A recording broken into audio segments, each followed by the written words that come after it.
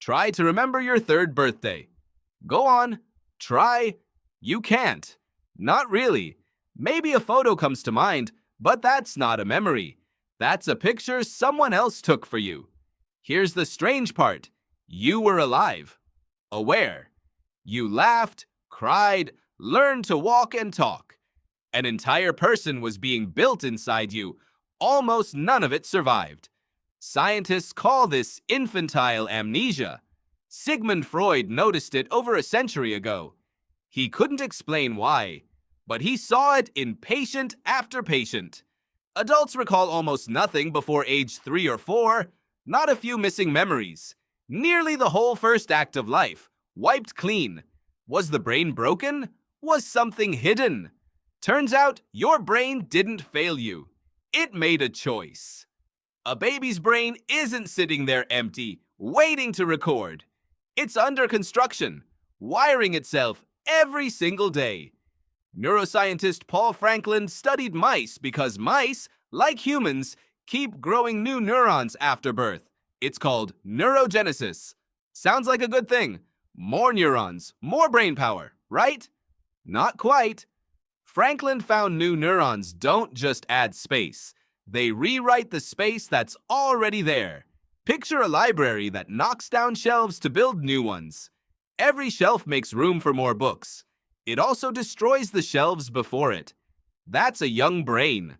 Growing so fast, remodeling so aggressively that early memories get overwritten before they can be stored for good. The forgetting isn't a glitch. It's a side effect of growth.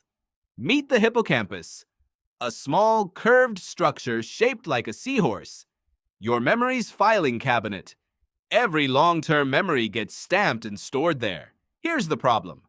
In early childhood, that filing cabinet isn't finished being built.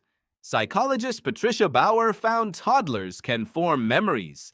Ask a 2-year-old about yesterday, and they might tell you. Their hippocampus is working. Ask them again a year later, gone. Why? Forming a memory and keeping a memory are different jobs. A toddler's brain creates the memory. What it struggles to do is consolidate it, lock it in for the long haul. The shelf gets built. It just never gets reinforced. And an unreinforced shelf collapses. That's why childhood doesn't feel missing. It feels like it never happened. Researcher Carolyn Rovey Collier tied a ribbon from a baby's foot to a mobile. Kick, and the mobile moves. Babies as young as 2 months learned this fast. Weeks later, shown the same mobile, they kicked again. They remembered. So infants do remember. For weeks, sometimes longer. Their memory isn't broken, it's just short range. Tied to specific cues. Not yet built for a whole life story. Different memories, different rules. Childhood amnesia doesn't erase all of them. Procedural memory, the kind that lets you ride a bike or speak your native language, forms early and sticks forever. You never studied your first words as a toddler. You absorbed them. Decades later, they're still there, even though the lessons are gone. What gets lost is autobiographical memory.